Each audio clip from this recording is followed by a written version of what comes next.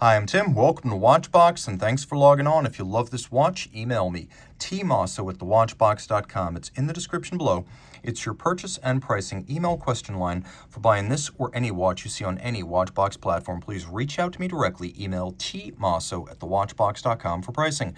Today, we're discussing a watch that launched in 2012. Really, this is the successor to both the 15300, which was the full-size Royal Oak automatic, and the prior 14790, which was the mid-size. So this is the 15450. It's the 37mm version of the automatic Royal Oak in stainless steel.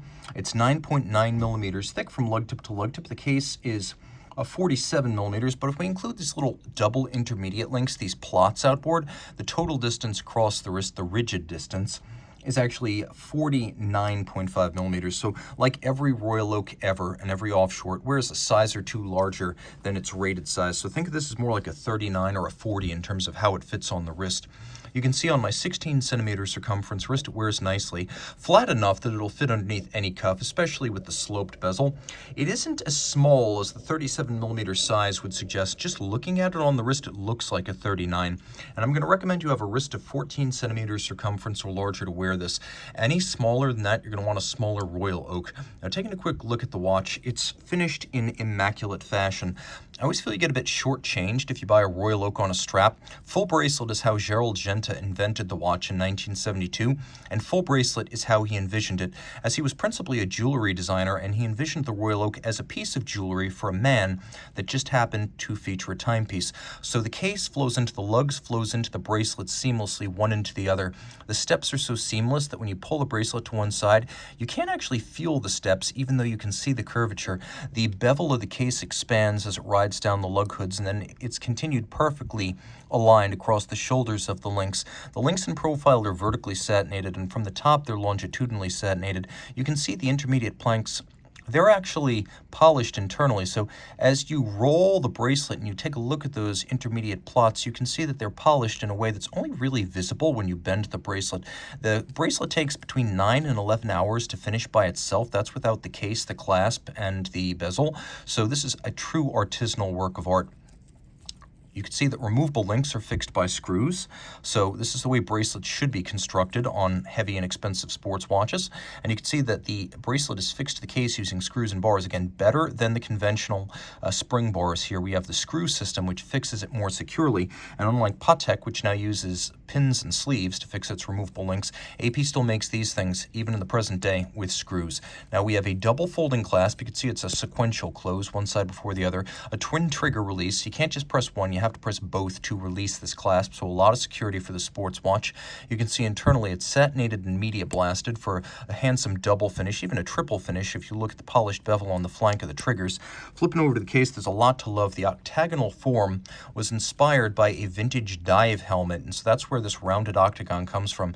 You can see the crown, which is a screw down, is hexagonal with a screw down crown and a 50-meter water resistance rating. This is a surface swimmable watch.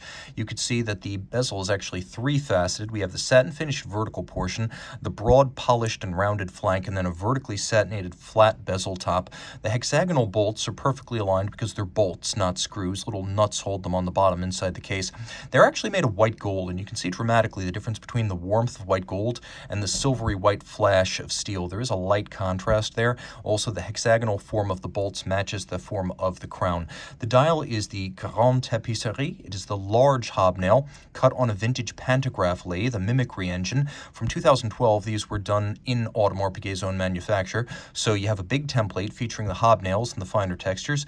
A finger follower traces the textures of that template, and on a small brass blank, which becomes the dial, it recreates tens of thousands of tiny textures and large hobnails, an artisanal form that allows these dials to be crafted much the way they have been since 1972. AP logo, hands, and indices are white gold to prevent oxidation or tarnish finish over time. This is a sports watch, which means luminescence is respectable. You can easily read this watch in the dark. We have a silver disc for a silver dial, which is a nice match. And you can see there are two subsidiary setting modes. One is hacking, or stop seconds, and the other is a quick set system that allows you to rapidly cycle the date. On the back, you can see a Audemars Piguet manufacture movement. This is the 3120. Automatic winding. It's quite tough with a full balance bridge, a free-sprung balance, and a relatively thin construction. It was designed with the Royal Oak offshore in mind, so it's more than tough enough for this application. It's a bidirectional winder with hyper-efficient unlubricated ceramic rotor bearings with a 60-hour power reserve. It pivots on 40 joules. It has the quick set, the stop seconds, and you can see it has a Gyromax style free-sprung balance that beats away at 21,600 vibrations per hour. In addition to shock resistance, the Gyromax style architecture allows for very precise adjustment. The rotor, which is 22 karat gold, features the coat of arms of the Audemars and Piguet family to remind you that Audemars and Piguet remain involved, as AP is the oldest Swiss watchmaker continuously owned and run by its founding families since 1875.